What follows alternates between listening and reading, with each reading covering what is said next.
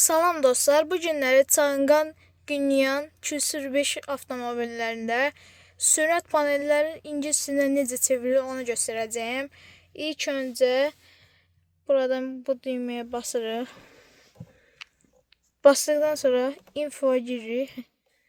Aşağı düşdükdən sonra bunu ancaq oka basırıq.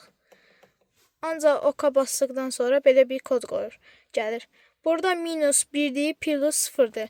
Bir dənə minus, yəni təzən qaydırıq yenə. Oka vururuq ancaq.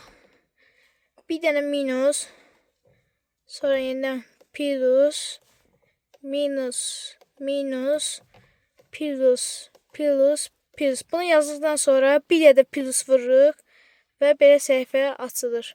Buradan bu düyməyə basırıq. Düyməyə basdıqdan sonra isə software versiyasına vururuq. Ona vurduqdan sonra isə belə bir yazı gəlir. Burada bir dənə minusa basırıq, plusa basırıq, 9-a keçirik.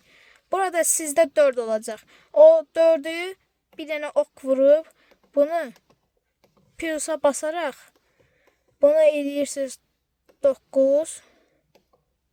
9 edirsiniz, sonra yenə oka vurursunuz.